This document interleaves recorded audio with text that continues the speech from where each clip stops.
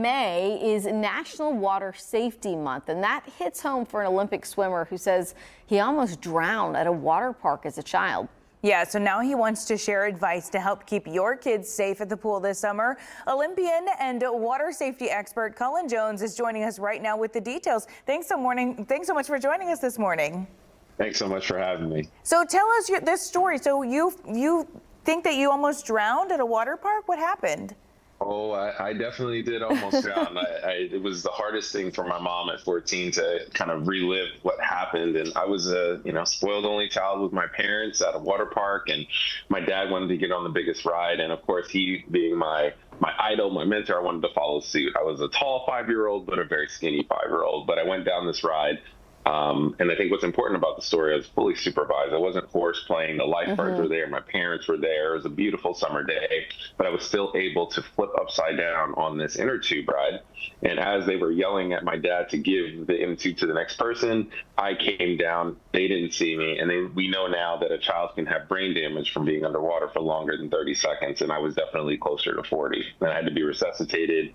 But the first thing out of my mouth when I woke up was, what's the next ride we're getting on? I want to do it again, because I was a 5-year-old at a water park and didn't want to leave. Oh my gosh. I mean, and that story, I think, is important that people hear that, because we're not always talking about unsupervised children or, in a pool that they sneak into. I mean, it could happen anytime, anywhere. In plain sight.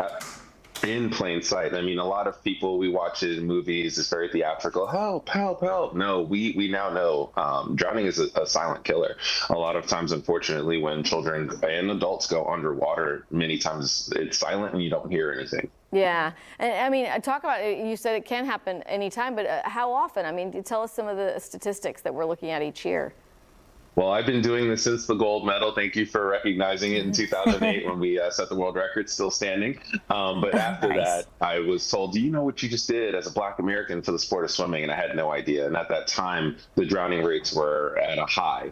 It was nearly 70% of Black Americans didn't know how to swim, 60% of Latino Americans didn't know how to swim, and then 54% of Caucasians didn't know how to swim. So it was a U.S. problem. Yeah. We started to see those numbers starting to come down. It was 64% of Black Americans, 56% of Latino Americans, and 40% of Caucasian Americans. Well, right after COVID, the CDC just recently put out a new report showing that we are up 500 a year. It is now 4,500 people drown every year in the U.S., up from before in 2019. So this means that we need to double down our efforts. And I am a massive advocate, as I just shared my story. We need to teach people how to learn to swim, especially our young folks. And we want to make sure that we are dropping these drowning rates. We were on a good trend. We got to double down now.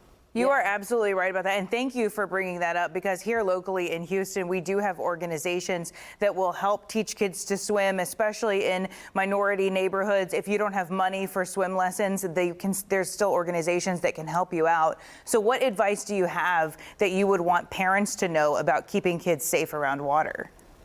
Well, that's why I'm here, and I'm really excited again for the 3rd year to be partnered with Leslie's to try to get people to understand the importance of learning to swim. Yes, it's an amazing sport. We've got Paris Olympics. Please watch. It's going to be great. Team USA is going to rock it again.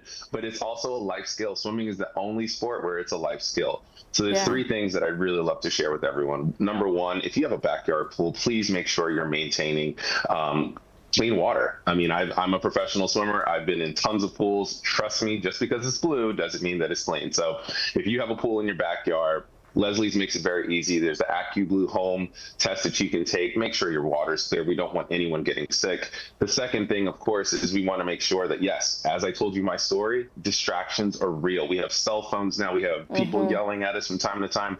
We want to make sure that we secure that area.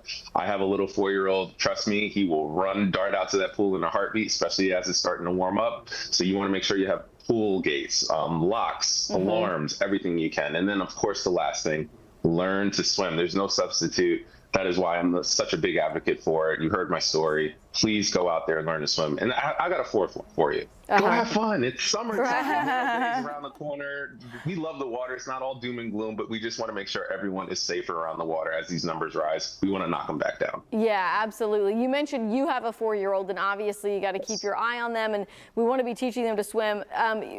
When do you recommend? I mean, because all sorts of classes. There's the safety ones when they're 6 weeks old and you're throwing them into actual life, swimming skills?